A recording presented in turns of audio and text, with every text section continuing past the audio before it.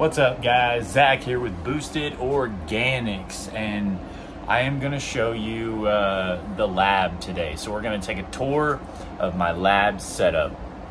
And keep in mind, this does work for me right now, but in the near future, this is all about to change. So right here, let's start on the outside. Right here, I have the filter and the fan, right? So this is filtered air being pushed into a still air box made out of PVC pipe, plastic, and duct tape. So basically the reason for this setup is because my colonization is in the exact same room. So I have to control the temperature and you know, I have to keep contamination down and everything like that. So I needed a place to create positive pressure. Okay, so in your grow room, you need negative pressure. Okay, in your colonization room, you need negative pressure. In your lab setup, you need positive pressure to keep everything out. Okay, so being in the same room, it's hard to control temperature in two different environments. Number one, I have to change all this, but it does work for me right now. At the level we are at, it has worked for me for 2 years, doing it this way. So anyway, my colonization, that's basically what we do every week. They're at different stages of growth, different species of mushroom. So I have to control the temperature in both of these rooms. So right now in colonization, it's 72. In my lab, let's see what it is. It's 64. So it's a little bit chilly in there right now. But the only reason it's as cold as it is in my lab is because I have my fan shut off, because right there is my filter cover and it is currently drying. So every couple of weeks I take all my filter covers off, I wash them, let them hang dry so I don't shrink them up, and then the next day I'll throw them back on, turn my fans on. So anyway, that is the reason that I have the setup that I do, is because I'm doing this two different things in one room, and I have to have negative pressure for one. That's the negative pressure. That is an exhaust fan sucking out all of the CO2 and contamination. If it arises, it'll leave right there. Okay, and then I'm pushing air into the lab. So actually right here I have a little hole. So whenever I have my fan on, this expands out like that, like a bubble. And this is like a little release hole for all of the air, and it constantly pushes it out, okay? So positive pressure lab setup. Now all it is, PVC, plastic, duct tape. And right here, my flap, you just basically open the flap and it magnetizes back to itself. So what I did was I just basically taped these little magnets all the way down the seam, all the way down, see? So whenever I open it up and walk in, it magnetizes itself back shut right behind me. So nothing can get in there, and always air is blowing out. So let me show you. So let's go in and then check this out.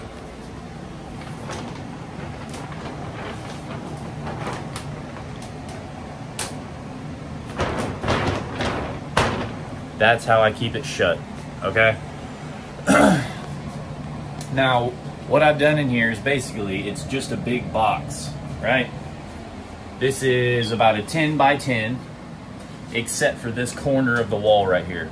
I had to kind of like MacGyver this together just because it's a weird corner because there's a closet right out here.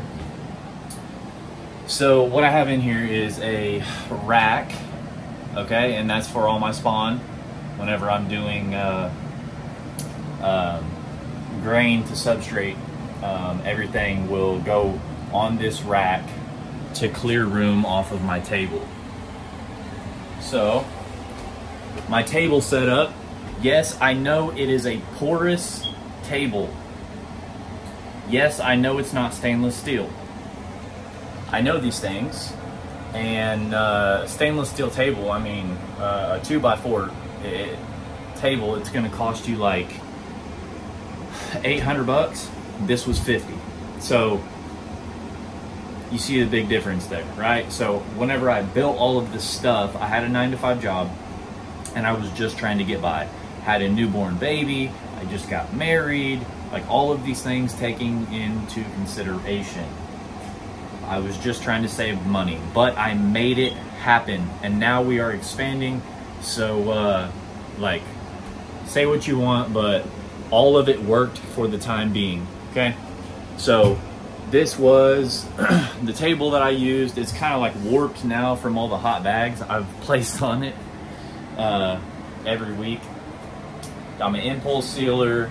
I got everything set up over here at the very back of my table so nothing gets contaminated here. This is a homemade, let me get down here. This is a homemade flow hood.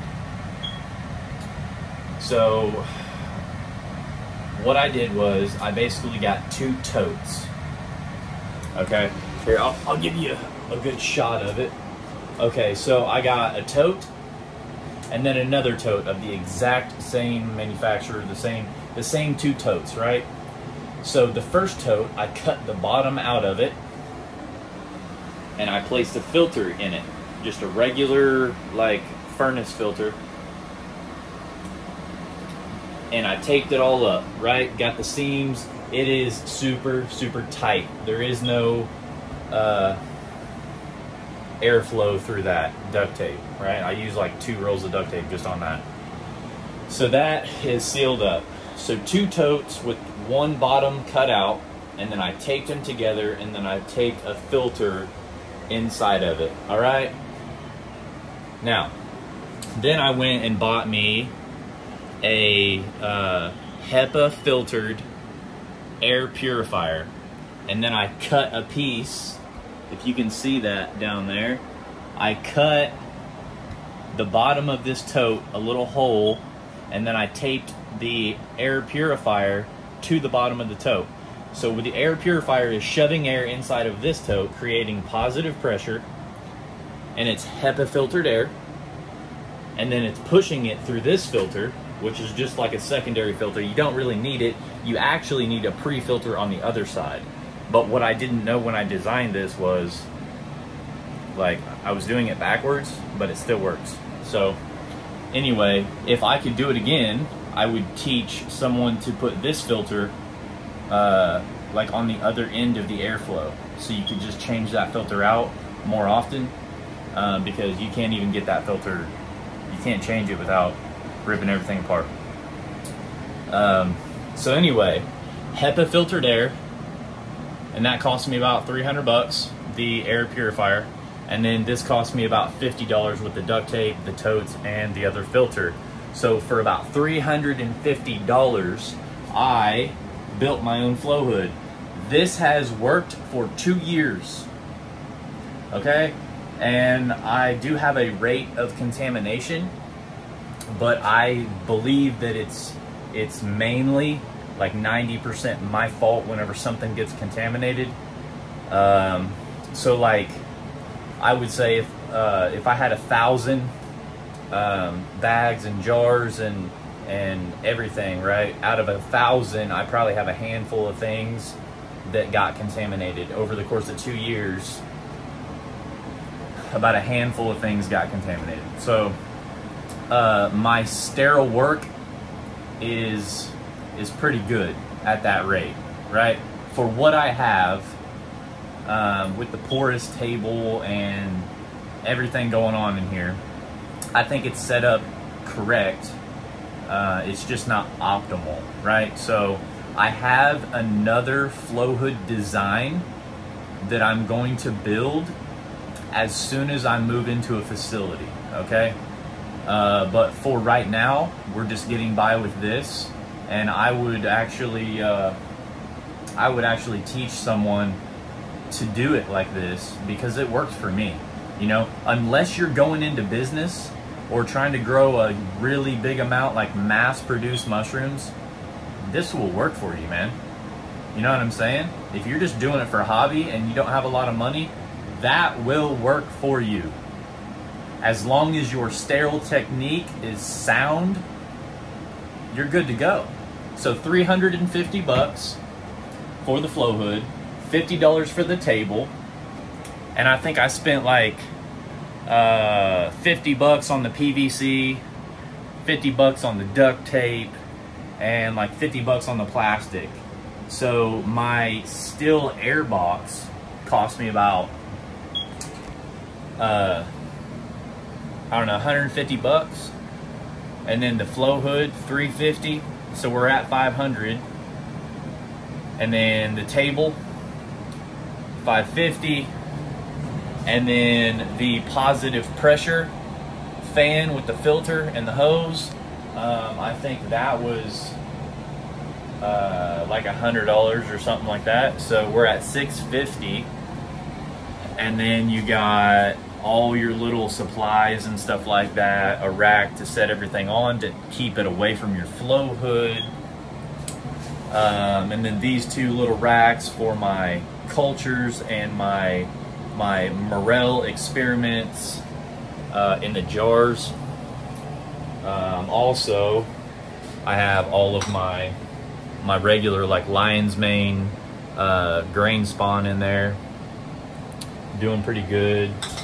We got black pearl, which is getting ready to be overdone. We got the reishi.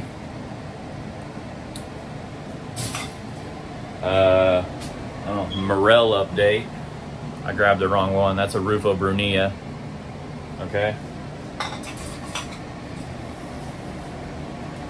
We actually have sclerotia development.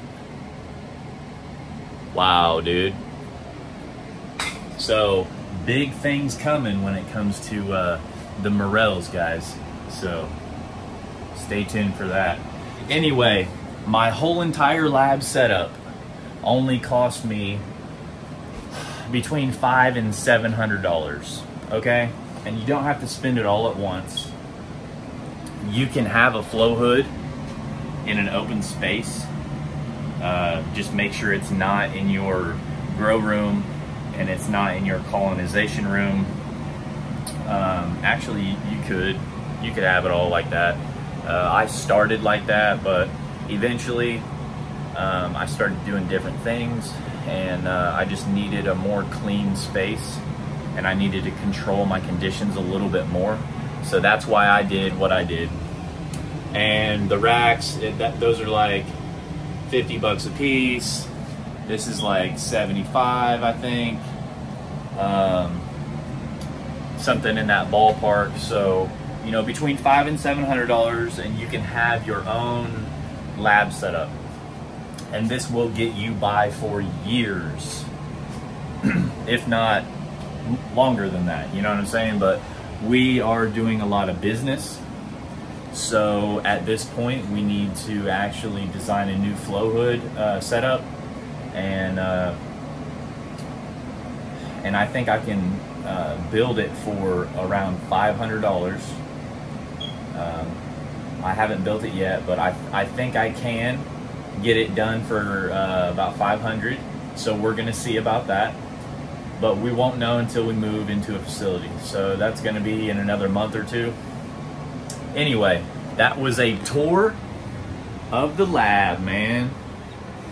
And what temperature is it now in here? So we've raised it just by being in here for these like 10 minutes or whatever. We've raised the temperature a degree. So whenever I'm working in here for hours at a time, it literally goes up like 5 to 10 degrees. So let's go back out. And I love this, right? So watch. Sealed right up. So that is the lab setup, guys. And it's just a little 10 by 10. It's about as big as my grow room. So if you guys want to learn how to build your own flow hood, hit me up in the comments, subscribe to the YouTube channel, go over to Instagram, follow us over there, and just hit me with any question you got, and I will be glad to answer all of your guys' questions. I'm here for your help. You know what I'm saying? I'm just trying to teach you guys how to get by and how to grow for hobby or health reasons or whatever it may be. I'm just here to help y'all. So this is just part of my journey. So hit me up in the comments, DMs, whatever you want to ask it, and I will be glad to point you in the right direction or answer your question, or I will send you some video footage to answer whatever it is that you have a question about. Peace.